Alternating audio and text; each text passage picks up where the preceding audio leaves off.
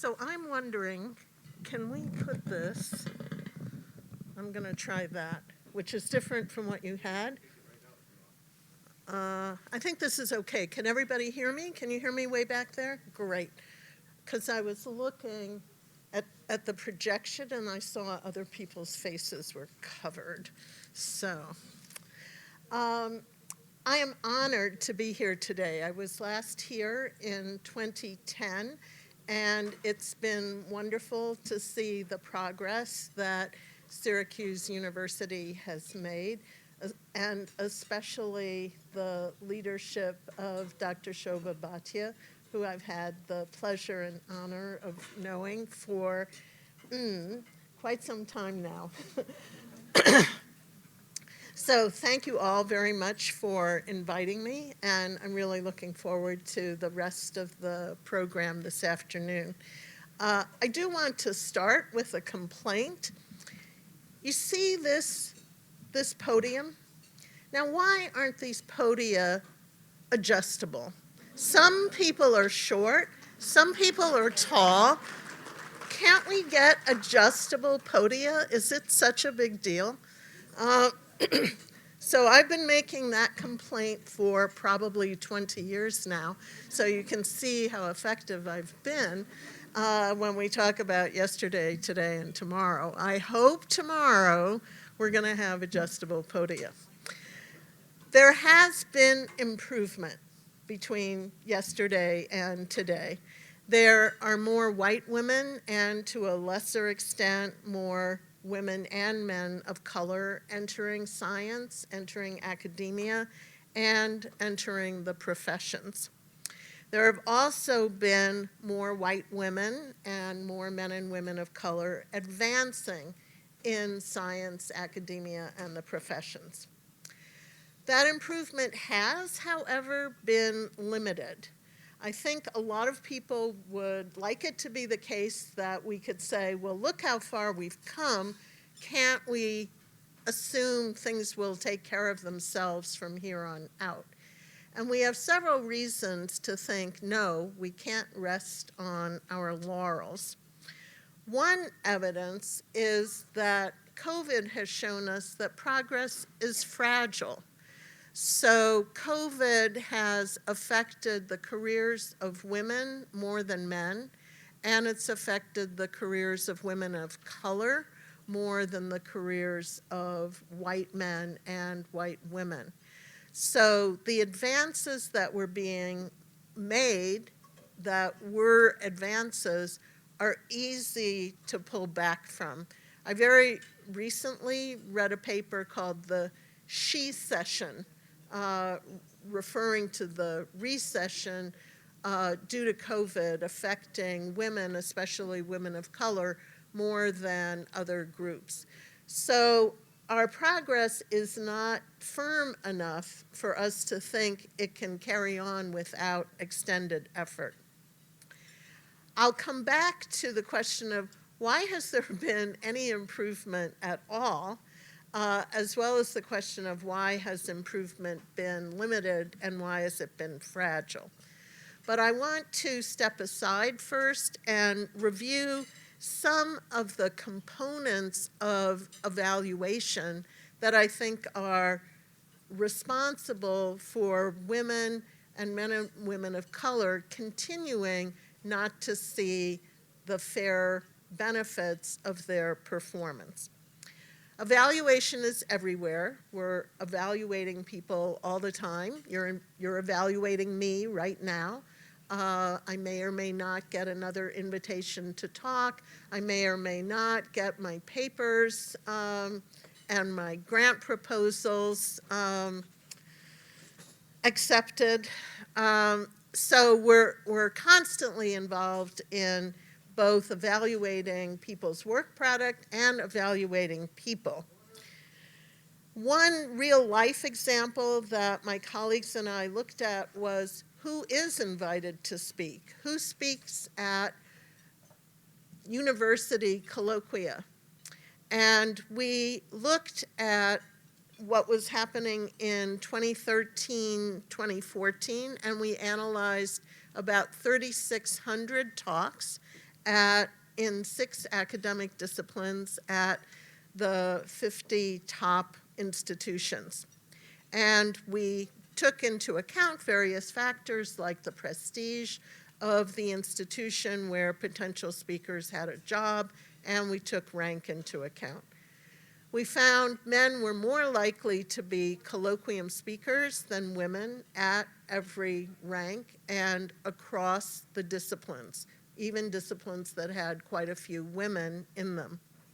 We also considered the possibility that women might turn down invitations to talk, but in a survey, we found male and female faculty indicated the same amount of interest in giving talks and indicated the same rates of accepting invitations to talk.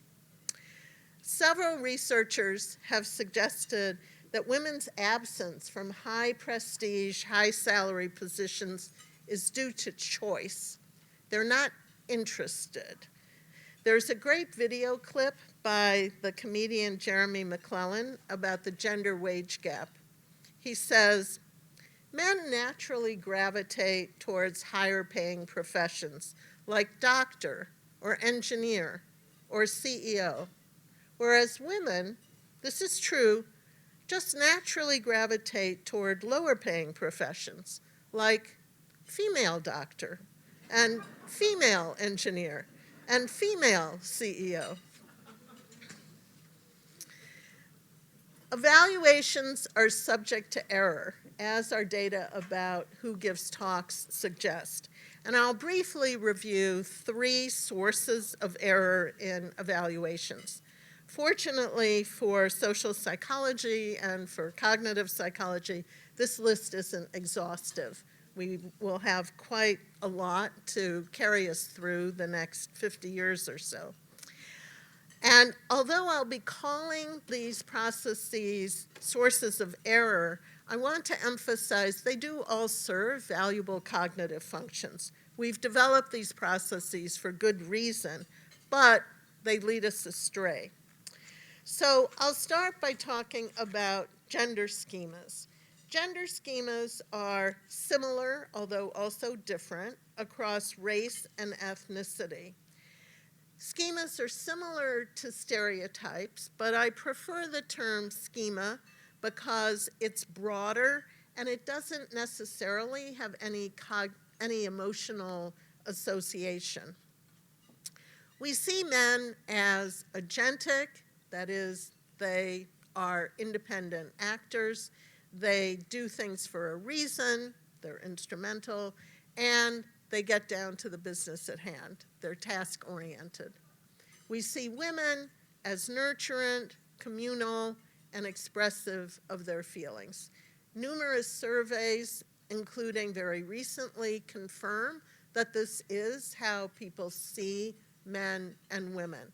Usually, race and ethnicity are unspecified, so we don't know exactly who people are thinking about when they make these judgments. All we know is, in general, people do see men one way and they see women another way.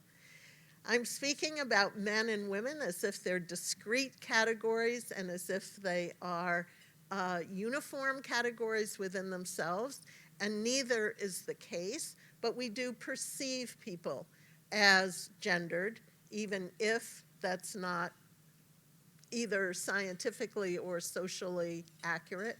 And there are commonalities in our perceptions of men and women across different ethnic and racial lines. Also, our gender schemas are partially accurate. Women do tend to be more nurturant and communal than men. Men, less so than before, are slightly more independent and assertive than women.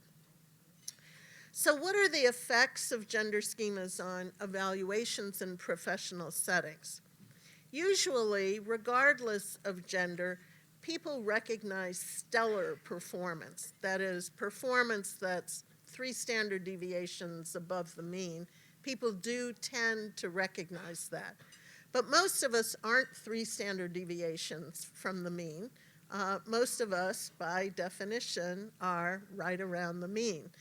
And those people whose performance is more open to interpretation, in those conditions, men benefit more than women do.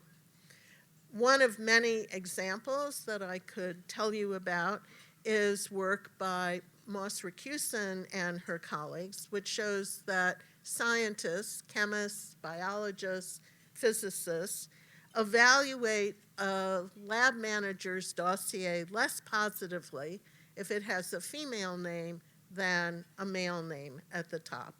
And that's true for both male and female scientists.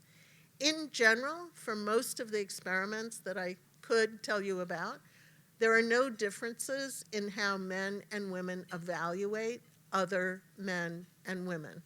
Both men and women are likely to evaluate men, especially white men, more positively in a work-related setting. The findings were particularly interesting for 2 reasons. First, a lot of experiments have been done with undergraduates, and people are often dismissive of those findings because they're from students. So here we have scientists making these judgments, and they make judgments that are similar to the judgments that students make. The second reason that these results are particularly interesting is that they held primarily for people who thought there was not a gender problem, for people who thought we didn't need to worry about equity anymore. So exactly the belief that there isn't so much of a problem makes you more likely to contribute to the problem. That's an important message for us to take as far as our own considerations. Another example of a cognitive process that's related to what I've just talked about is moral licensing. This is, you reassure yourself that you're not prejudiced, and having done so, you are then more likely to make a biased evaluation. For example, some early studies showed that if you suggested to people that they were fair by asking them who they had endorsed for president, and we're going back a ways now, people who said they had endorsed Obama rather than McCain for president were more likely to pick a white man as a good candidate for chief of police than a black man, whereas people who did not make any endorsement did not show that same preference for a white man. So simply reassuring yourself that you're not prejudiced allows you to indulge the beliefs you have about who's suitable for what kind of position. People think their good intentions inoculate them against unfairness, but they don't. So you all remember the adage, the road to hell is paved with good intentions, and that's the lesson of moral licensing in a nutshell. And it tells us we should be humble about our ability to make good evaluations of people. The third element that I'll mention is confidence in one's own objectivity and combined with confirmation bias. So this is, both things are things that I think scientists are particularly prone to believing that our judgments are objective, and we tend to look for evidence that confirms our belief rather than look for evidence that disconfirms our belief. We do that in areas that have nothing to do with gender and ethnicity, but we especially do it in areas that have to do with our evaluations of other people. So all of these errors, and it's something of a misnomer to call them errors. They end up being errorful on occasion, but we need these in order to get around in the world. All of these cognitive processes can lead us into making bad judgments, incorrect judgments about other people. And some of the cases where we're making those bad judgments, I made in a session earlier this morning, I talked about the meeting. The meeting being one place where things seem not to have changed over the past 20 years. In the meeting, Kate, let's say, makes a suggestion and everyone ignores it. And 5 minutes later, Ted, let's say, makes the same suggestion and everybody says, Ted, what a great idea. Now, I've chosen two people right in front of me here. So that was a common complaint 20 years ago. It's a common complaint today. And it seems like a small thing that people aren't listening and paying attention to and picking up on something that you've said. This happened in Obama's White House. Women noticed that they were not being paid attention to, and they developed what they called a Department of Amplification, in which they would amplify each other's voices. So incidents like this, if someone notices them and says something about them, are likely to be met with other people saying, that doesn't really matter, keep your eye on what counts, this is too small to bother with. And that's where the notion of the accumulation of advantage comes in, because it says all of these things that seem like small things, your voice isn't being heard, you aren't being given credit for a good idea, all of those things add up over time to create a mountain of disadvantage or a mountain of advantage, depending on which side you're on. I want to emphasize this doesn't happen all the time, so it's not the case every time a woman says something, someone ignores it. It's not the case every time a faculty member of color says something, people ignore it. And that's part of what makes it hard to notice and keep track of. It isn't happening all the time, but it's happening enough of the time to give some people an advantage that they have not earned, and to give other people a disadvantage that they have not earned. The accumulation of advantage is like compound interest. It accrues over time. You want to put your money in a bank that will give you even 0.25% more interest than another bank, assuming it's a good institution, because over time, that 0.25 interest compounds. And the same is true for all the everyday dignities and indignities that happen to us. So the problem with the things I've talked about so far is they endure. Schemas endure. They do not change readily. Cognitive habits endure. They do not change.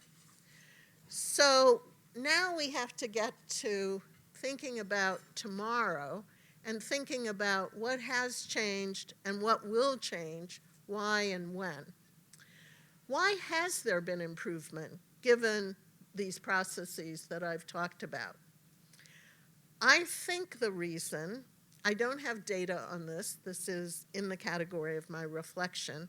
I think the reason for this is that women's desire for meaningful work, the desire of men and women of color for meaningful work, has been empowered in part via programs of all kinds, including WISE's program here at Syracuse. That's included many different types of mentoring activities, workshop activities, and professional development opportunities. People want to do meaningful work, and if you give them half a chance, they will start to try to do it. They will enter the professions. In addition, some leaders have acted conspicuously after recognizing unfair consequences. They have served as allies and have indicated that new norms are in order. And the third element that I think has been relevant is that research has provided some roadmaps for change. One of the things that's changed most over 20 years ago, say, and today, is the huge amount of research in organizational change, in understanding of how gender works, understanding how race and ethnicity work. There's been so much research that it's impossible now to fully keep tabs on. So in 2013, that was the last time I developed a list of hidden problems that weren't apparent but were still problems. And one of them was that not enough research was being done. That is a problem that we can scratch off the list. There is now a huge amount of research being done, and it's very useful. So why haven't we made more progress? One reason is institutions are very slow to change. There's a lot of inertia. And there continues to be a preference for changing the woman or changing the person of color rather than changing the institution. So we're unlikely to say there's something wrong with how we evaluate people. We're more likely to say individual X and Y need to change who they are because we're fine the way we are. In addition, individuals are slow to accept responsibility for bad outcomes. No one wants to feel that they're part of the problem. Another reason, as I've already indicated, is our schemas endure and our faulty reasoning endures. So what can we do to change this in the future? The first thing is to recognize this is ongoing. There is not some single thing or even some single set of things that we can do once and take care of things. It's not like putting a new roof on your house, which I gather you only have to do every 20 years or so. It's more like taking out the garbage, which you've got to do on a regular basis. Or like, to use a nicer metaphor, more like meal preparation, which you have to do 3 times a day. So gender equity, race equity, equity with respect to other demographic characteristics, it requires ongoing effort all the time, every day. We have to think about how we're contributing to the problem and how we might make it better. But we also need to build in procedures that will help protect us from the errors that we are likely to make. And that means we need to rethink how we search for candidates for jobs. There has been, my cursory analysis suggests, improvement at Syracuse University and at other universities in the percentage of women and, to a lesser extent, percentages of men and women of color in the professoriate. But those percentages are nowhere near what they could be. And that's partly because we still have not just a narrow set of criteria for evaluating people, but we don't have it worked out in a systematic way. It's still the case in too many search committees that a person can say, well, I really like X. That is not a good reason for hiring X. So we need to have a set of criteria that we agree on ahead of time. And those criteria need to be somewhat broader than they currently are. And we need to think about how are we going to weight those criteria. We know, for example, that women and men and women of color are less likely to get their degrees from the most prestigious institutions than are white men. When we have criteria for hiring people that uses prestige of the PhD granting institution as a proxy for quality, we are likely to miss out on women of quality and men and women of color of quality, because we are assuming that quality is only going to be found at high prestige institutions. There have been several recent analyses looking at who hires whom, for example, in computer science and in economics. And there are about 5 institutions who hire each other's graduates. And that's pretty much it. So if you haven't gone to one of those 5 institutions, you're not ever going to get into those 5 institutions. I'm exaggerating a little, but that's basically the case. So as long as we're using prestige of institution as a proxy for excellence, we are not going to hire white women and men and women of color as much as we should. So we need to make sure that when we evaluate people, we are evaluating them on the basis of what they have done. And it is shocking to people sometimes when we recommend you read a paper that the person has submitted. Every person who applies for a job should know that one of their papers will be read by at least one person on the search committee. That should be a minimum. But many searches go on without people reading anybody's papers. So there's a lot that we can do to improve the search process and to improve the promotion process and the tenure process. And in Abigail Stewart's and my book, we go into a number of those. I'm going to close by talking about measuring the things that we don't necessarily think of measuring as a way of trying to undo some of the unfair advantages that some groups have. For example, office space. Are there gender, race, ethnicity, etc. differences in the allotment of office space? We could find out by measuring office space. Similarly, laboratory space. Are there differences in laboratory space? Some of you may remember Nancy Hopkins, a biologist at MIT, who went around with a tape measurer measuring her labs and the labs of other women and other men, and finding that men had more space, more laboratory space than women did. Does IT respond equally quickly to requests regardless of who puts those requests forward?